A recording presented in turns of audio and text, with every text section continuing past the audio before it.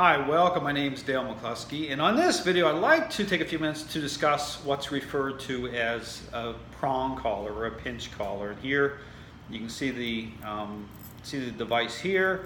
You can see how it's designed. You see the prongs sticking out here, and it's meant to apply pressure. A dog puts his or her head into the collar, and then through its design, as it tightens, okay, it's going to apply influence. Okay, again, when I refer to physical force, I define it as influence. Okay, how it how it translates into fading the individual or the dog owner into the relationship. Now, again, see, a lot of people use tools like this, especially balanced dog trainers who use tools like this. In fact, you'll see these tools actually being banned right now. A lot of places are starting to outlaw these tools as a way to get a dog to respond. And again, we'll talk about this briefly on this video, the issue here with why this is happening, these tools. But the system of training, okay, understand the system of training does not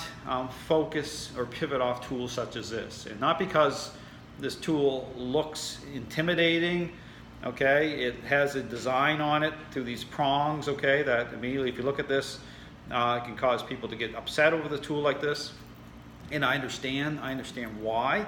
But through this system of training, it's not about looking at a tool in a superficial way to say, well, I just don't like that tool. Okay, it's more to understand, okay, what is the process itself? How do you reconcile the process so that tools themselves, how do tools line up? How do they align in the process in terms of fading the owner in the right way? And again, the example I refer to as a parenting example is if you were to invest in and advocate a certain parenting style, what is the best parenting style to advocate in terms of fading the parent in properly, create parental influence? And what this system of training advocates is the authoritative parenting style, not the authoritarian. Of course, that's over the top. People can agree on, what would define, say, abuse. You see certain, trainers, say, interacting certain ways with dogs. But what's becoming lost in the translation is in terms of influence itself. What's the role of influence? And again, when you look at certain tools such as a pinch or prong collar, okay, what's the role of certain tools? Are they even needed? Because again, what you're seeing very popular in the dog training world is people defining process as a learning-based exercise. Talking about, okay, you don't need to use certain tools such as a prong collar to get a dog to make a different choice, okay? And right out of the starting gate, it becomes the issue about choices, about response.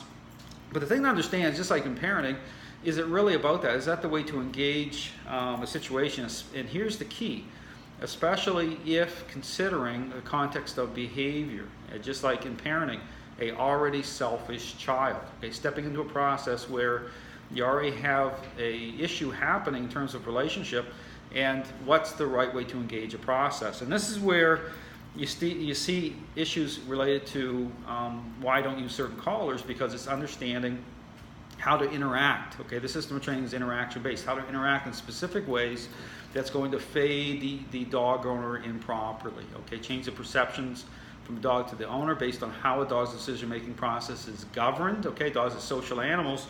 But the issue here in terms of why I steer clear of certain devices, not because I look at this device and say, I don't like the design of it, okay, I don't like how it looks. No, I look at something, a device, say, how does that work in terms of fading the owner in the right way? How does that translate into, okay, change in a meaningful way? But in terms of eliciting just about a response, is that even the right way to approach it? Even if you use a motivator, okay? So again, we use a motivator in terms of getting, say, even looking at my parent-child example, is it all about stepping into a process where a child's already selfish and just motivating a response? Is that really the right way to go about creating change? Is that actually going to build the picture the right way? And the answer is absolutely no, okay? You have to invest in, you have to advocate, but you have to interact in specific ways as a parent, okay, to make sure that you're fading in properly, okay, to make sure the child has a healthy way of thinking.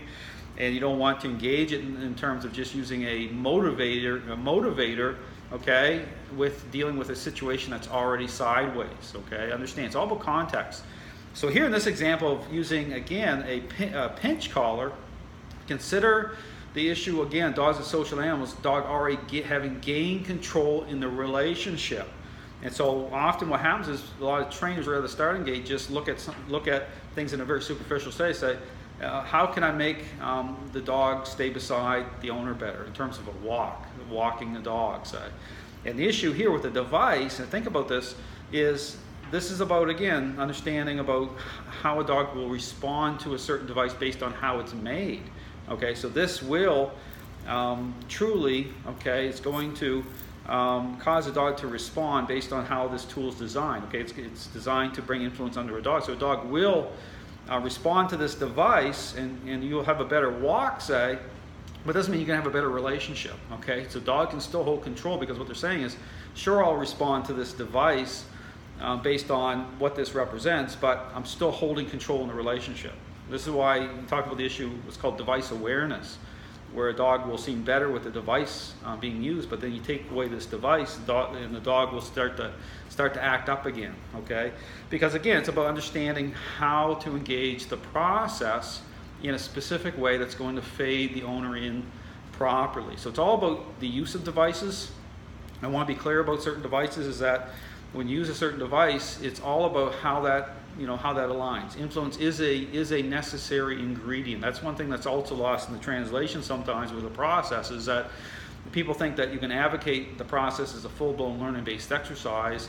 It's all about choices. You can motivate a dog, and what you're doing by doing that with the dog already holding control in the relationship, understanding the context of behavior, is it leaves the door completely wide open for a dog to continue to hold control. So you want to make sure that you're adopting the right process. And again, the system of training is interaction based. It's what makes sense. It's common sense.